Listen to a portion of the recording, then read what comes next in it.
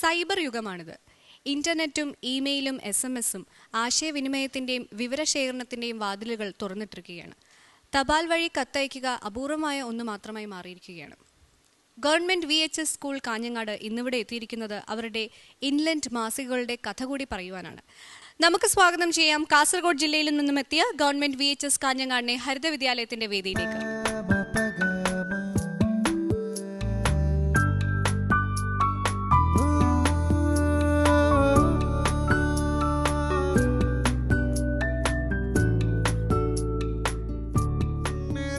Government VHS school കാഞ്ഞങ്ങാടിൽ ഞങ്ങൾ എത്തിയപ്പോൾ കണ്ട കാഴ്ചയിലേക്ക്. പഠന പ്രവർത്തനങ്ങളിൽ മികവ് പുലർത്തുന്ന കാഞ്ഞങ്ങാട് വിദ്യാഭ്യാസ ജില്ലയിലെ മികച്ച വിദ്യാലയങ്ങളിൽ ഒന്നാണ് GVHSS കാഞ്ഞങ്ങാട്. ന്യൂനപക്ഷ പിന്നോക്ക വിഭാഗങ്ങളിൽപ്പെട്ട ദരിദ്ര കുടുംബങ്ങളിൽ വരുന്ന കുട്ടികളാണ് ഇവിടെ പഠനം നടത്തുന്നവരിൽ ഏറെയും. നഗരത്തിലെ എയ്ഡഡ് അൺഎയ്ഡഡ് സ്കൂളുകളോട് മത്സരിച്ച് കുട്ടികളുടെ എണ്ണത്തിലും വിജയശതമാനത്തിലും വർധനവുണ്ടാക്കിയ കേരളത്തിലെ അപൂർവം ചില വിദ്യാലയങ്ങളിൽ ഒന്നാണ് ഇത്.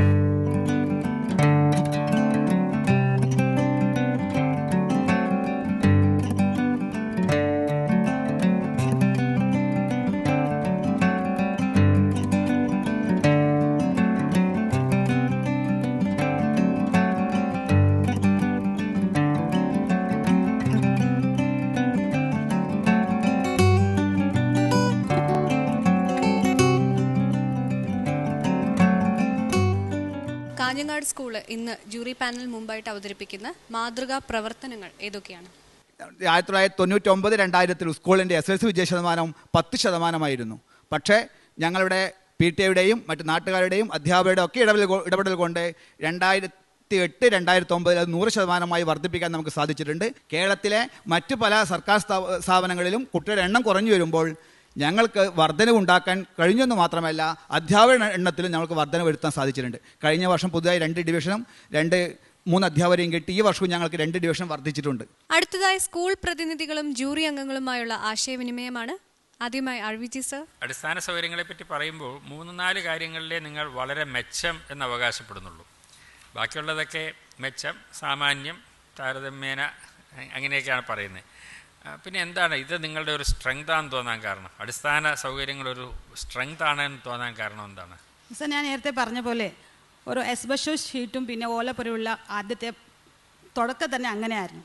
പക്ഷേ ഇപ്പം ഞങ്ങൾ കാണുന്ന ഈ ക്ലിപ്പിൽ കാണുന്ന എല്ലാ ബിൽഡിംഗ് ഭൗതിക സൗകര്യം ഉണ്ടാക്കിയത് അതാണ് ഞങ്ങൾ വലിയ നേട്ടം എന്ന് പറയുന്നത്. വേറെ ഏത് സ്കൂളിൽ ഗവൺമെൻറ് സ്കൂളിൽ ഇല്ലാത്ത ഒരു കാഴ്ചയാണ് ഇപ്പം ഞങ്ങൾക്ക് ഇവിടെ കാണാൻ പറ്റും. അതാണ് ബിൽഡിങ്ങും നിങ്ങൾക്കൊരു നല്ല ഓഡിറ്റോറിയം ഇല്ല. അതെ, എല്ലാ സൗകര്യങ്ങളും ഉണ്ട്. അല്ല, ഓഡിറ്റോറിയം ഇല്ല എന്നാണ് എഴുതിയിരിക്കുന്നത്. VHSC കോഴ്സ് വന്നതോടെ ലാബില്ല, ലാംഗ്വേജ് ലാബില്ല, സാമൂഹ്യ ശാസ്ത്ര ലാബില്ല, ഓഡിറ്റോറിയം ഇല്ല, ഓപ്പൺ ഓഡിറ്റോറിയം, താരതമ്യേന കളിസ്ഥലം സാമാന്യമായി. ഒരു ടീച്ചറ് 200 മീറ്ററിൻ്റെ ട്രാക്കുണ്ടോ കളിസ്ഥലത്ത് ഓടാൻ? ഇല്ല സർ, ഞങ്ങൾക്ക് ആ ഗ്രൗണ്ട് ഇല്ല എന്ന് പറയാൻ കാരണം ഞങ്ങൾക്ക് ഗ്രൗണ്ട് ശരിക്കും ഇല്ല. അത് സ്കൂളിന്റെ നടുവിൽ അത് ശരി ഇല്ല എന്നുള്ളതൊരു ഞാൻ അതല്ല ചോദ്യം ചെയ്തത്. അത് എന്നിട്ട് നിങ്ങൾക്കതൊരു സ്ട്രെങ്ത് ആയിട്ട് എങ്ങനെ തോന്നി എന്നുള്ളതാണ് ഞാൻ അത്ഭുതപ്പെട്ടത്. അതിരിക്കട്ടെ, നമുക്ക് ഉള്ള സൗകര്യം എങ്ങനെ ഉപയോഗിക്കുന്നു എന്നുള്ളതാണ് പ്രധാനം, അല്ലേ? ഞാനെന്താ സ്കൂളിലൊക്കെ എത്തിയാൽ കളിക്കാറുണ്ടോ? ഉണ്ട്. എപ്പോഴാണ് കളിക്കുക? കളിക്കേണ്ട പ്രത്യേക പീരീഡ് ഉണ്ട്. അത് ആഴ്ചയിൽ എത്ര സമയമുണ്ട്? 8ാം ക്ലാസ്സിന് 2 തവണ, 9ാം ക്ലാസ്സിന് 1 തവണ. അപ്പോൾ ആ പീരീഡിൽ മാത്രമേ കളിക്കാൻ പറ്റുള്ളൂ? സ്കൂൾ സമയം കഴിഞ്ഞ് കളിക്കാറുണ്ടോ? ഉണ്ട്. അതല്ലേ കളി. മറ്റേത് ഇങ്ങനെ മാഷയുടെ മേൽനോട്ടത്തിലുള്ള പ്രവർത്തനമാണ്, അല്ലേ? എന്തൊക്കെയാ കളിക്കുന്നത്? ഫുട്ബോൾ കളിക്കും, ബാഡ്മിന്റൺ കളിക്കും. ബാഡ്മിന്റൺ എന്ന് പറയുന്നത് ബോൾ ബാഡ്മിന്റൺ ആണോ ഷട്ടിലാണോ? ഷട്ടിലാണ്. അതെ. ഏതെങ്കിലും കളിക്കാത്ത കുട്ടികളുണ്ടോ നിങ്ങളുടെ സ്കൂളിൽ? ഒരു കളിയും കൂടാത്ത കുട്ടികളുണ്ടോ? കളിയുടെ PT-യുടെ പീരീഡ് ചില കുട്ടികൾ ലൈബ്രറി യൂസ് ചെയ്യാറുണ്ട്. ലൈബ്രറി പോയിരിക്കും, അല്ലേ? നിങ്ങളുടെ സ്കൂളിൽ ഇനി ദേവിക ദേവിക ഒരുപാട് ടോയ്ലറ്റുകളൊക്കെ ഉണ്ടോ അവിടെ? എത്ര ടോയ്ലറ്റ് ഉണ്ടാവും പെൺകുട്ടികൾക്ക്? ഒരു 15 ടോയ്ലറ്റ് ഉണ്ട്. അപ്പോൾ ക്ലാസ് വിടുന്ന സമയത്തേ നിങ്ങൾ ഒരുപാട് കുട്ടികളുണ്ടല്ലോ അവിടെ, ഇല്ലേ? പെൺകുട്ടികളെ 100-500 പെൺകുട്ടികളില്ലേ? ഇവരെല്ലാവരും കൂടെ പോയാൽ ഈ 15 ടോയ്ലറ്റിൻ്റെ മുമ്പിൽ വലിയ നീണ്ട ക്യൂ വരൂല്ലേ? വരും. അപ്പോൾ എന്താ ചെയ്യുന്നേ? അപ്പോൾ കൂടുതൽ ടോയ്ലറ്റ് ഉണ്ടാവണേ എന്ന് തോന്നിയിട്ടുണ്ടോ? കൂടുതലായിട്ട് തോന്നിയിട്ടുണ്ട്. അപ്പോൾ അങ്ങനെ തോന്നിയാൽ നിങ്ങൾക്ക് ഒരു പരാതി അവതരിപ്പിക്കാനുള്ള വേദി ഏതാണ്? വീട്ടിൽ പോയി പറയുകയാണോ അതോ സ്കൂളിൽ പറയാനുള്ള ഒരു? അല്ല, അത് ടീച്ചർമാരോട് പറയാം. ടീച്ചർമാരോട് പറഞ്ഞിട്ടുണ്ടോ? ഞാൻ ഇതുവരെ പറഞ്ഞിട്ടില്ല. അപ്പോൾ അത് പറയാനായിട്ട് നമുക്കൊരാൾ വേണ്ടേ? വേണം. ക്ലാസ്സിൽ നിങ്ങൾക്ക് പ്രതിനിധിയുണ്ടോ? ക്ലാസ് പ്രതിനിധിയുണ്ടോ? സ്കൂൾ പാർലമെൻ്റ് ഉണ്ടോ?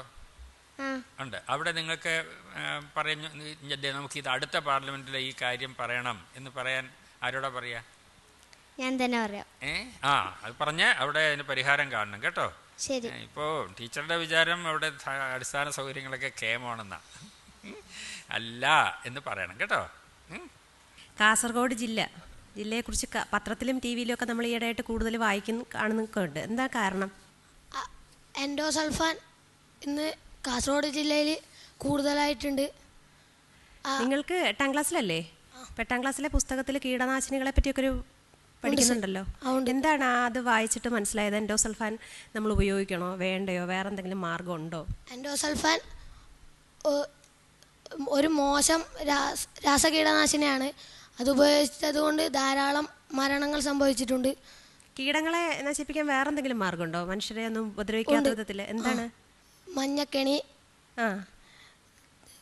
ചെല്ലിക്കോൽ, തീപ്പന്തം, പുകയില കഷായം. ശരി, മിടുക്കനാണ്, സമ്മതിച്ചു. മഴക്കാലത്ത് ഗ്രൗണ്ടിൽ വെള്ളം കെട്ടിക്കിടക്കുന്നതിനാൽ അസംബ്ലി നടത്താൻ കഴിയുന്നില്ല എന്ന് നിങ്ങൾ എഴുതിയിട്ടുണ്ട്. മഴക്കാലത്ത് ഗ്രൗണ്ടിൽ വെള്ളം കെട്ടിക്കിടക്കുന്നത് നല്ലതല്ലേ?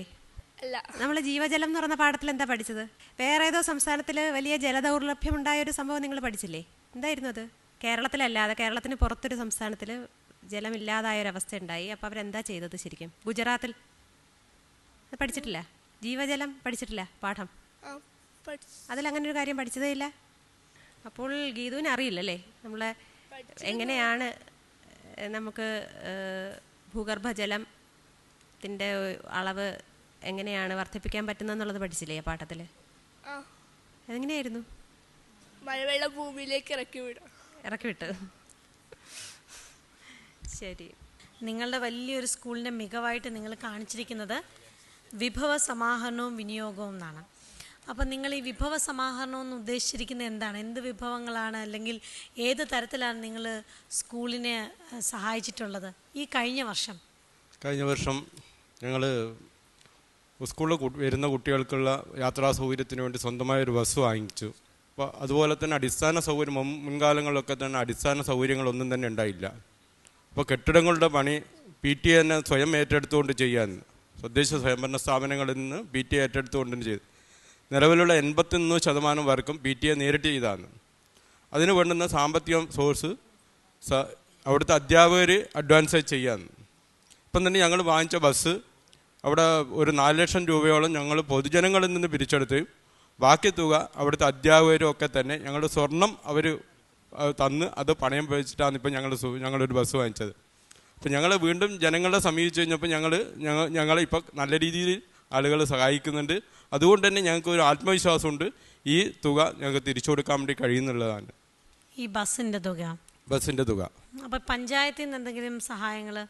മുനിസിപ്പാലിറ്റിയിൽ നിന്നുള്ള സഹായം കെട്ടിടങ്ങൾക്കുള്ള അടിസ്ഥാന സൗകര്യങ്ങൾക്ക് വേണ്ടി കെട്ടിടങ്ങൾക്കുള്ള സഹായങ്ങളാണ് മുനിസിപ്പാലിറ്റിയിൽ നിന്ന് ലഭിക്കുന്നത്. വാഹനങ്ങൾക്കുള്ള സൗകര്യങ്ങൾ ഒന്നും തന്നെ. ഇപ്പോൾ ഈ ഒരു ബസ് കൊണ്ട് കുട്ടികളുടെ യാത്രാക്ലേശം ഇല്ലാതായോ? കുറേയേറെ വളരെ ദൂരെ നിന്ന് കാണിച്ച 7 കിലോമീറ്റർ അപ്പുറത്തു നിന്നുള്ള കുട്ടികൾ ഇപ്പം വരാൻ വേണ്ടി തയ്യാറാകുന്നുണ്ട്.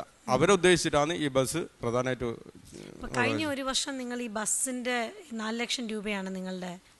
അല്ലാതെ നിത്യ നടത്തിപ്പ് ഒരു സ്കൂളിൽ ദിവസമുള്ള കാര്യപരിപാടികളിൽ PTA ഇടപെടലുകൾ എന്തെങ്കിലും ഉണ്ടോ? കൃത്യമായുള്ള ഇടപെടലുണ്ട്.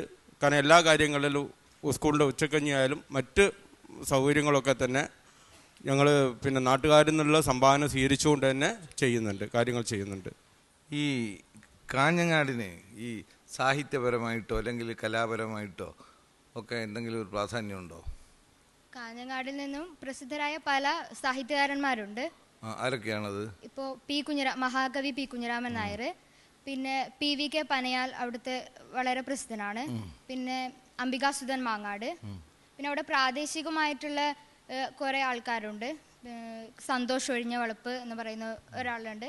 അങ്ങനെ പിന്നെ വിദ്വാൻ പി കേളു നായർ സ്വാതന്ത്ര്യ സമരവുമായി ബന്ധപ്പെട്ടും. എന്തായാലും മഹാകവി കുഞ്ഞിരാമൻ നായർ എവിടെയാണല്ലോ അല്ലേ?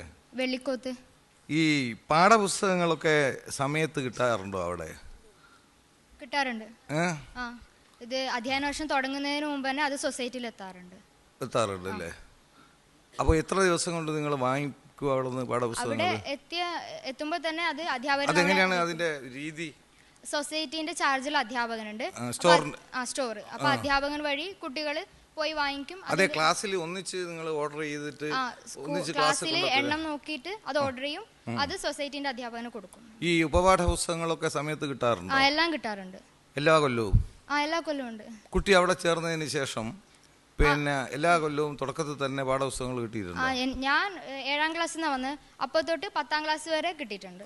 ശരിയാണല്ലേ? കുട്ടികളുടെ സൃഷ്ടികൾ ആനുകാലികങ്ങളിൽ അയക്കുന്നു, എവിടെയെങ്കിലും പ്രസിദ്ധീകരിച്ചോ? തുളുനാട് എന്നുള്ള ഒരു പുസ്തകമുണ്ട്. വിദ്യാരംഗം നിങ്ങളുടെ ആരുടെയെങ്കിലും പ്രസിദ്ധീകരിച്ചിട്ടുണ്ടോ?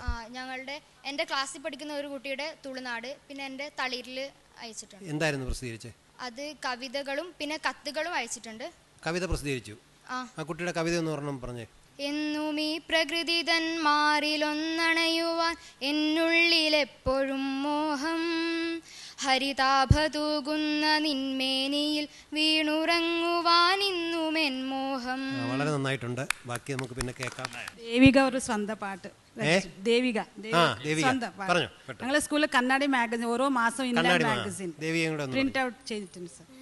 കാലത്തെണീറ്റു ഞാനും മറത്തെത്തുമ്പോൾ ഏതോ കിടാവിൻ കരച്ചിൽ കേട്ടു.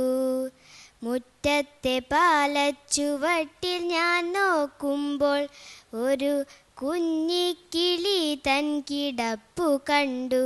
ഓ, അപ്പൊ നിങ്ങൾ തീർച്ചയായിട്ടും പി കുഞ്ഞിരാമൻ നായരുടെ പിന്മുറക്കാർ തന്നെ അല്ലേ? ഇനി നിങ്ങളുടെ ഒക്കെ പേരില് കാസർഗോഡ് ജില്ല അറിയപ്പെടട്ടെ എന്ന് ആശംസിച്ചുകൊണ്ട് എനിക്ക് കൂടുതൽ കാര്യങ്ങൾ സംസാരിക്കാനുണ്ടെങ്കിലും സമയക്കുറവുകൊണ്ട് പിന്നീട് സംസാരിക്കും.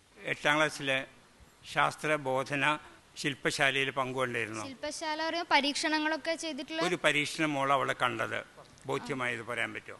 ഇപ്പോ ഇതിൽ കാണിച്ചത് തന്നെ ലെൻസുമായി ബന്ധപ്പെട്ട 5ാമത്തെ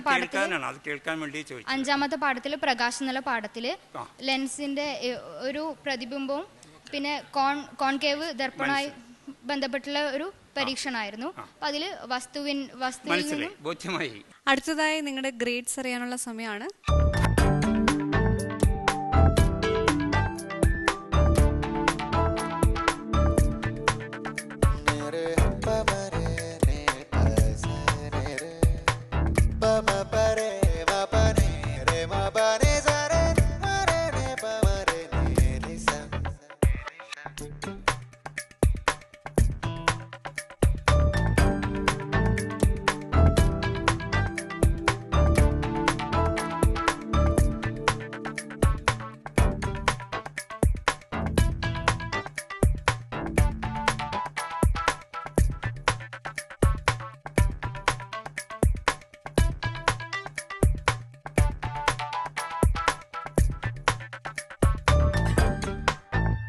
കാഞ്ഞങ്ങാട് സ്കൂളിന് ജൂറി പാനൽ നൽകിയിരിക്കുന്ന സ്കോർ 89.8 ഔട്ട് ഓഫ് 100.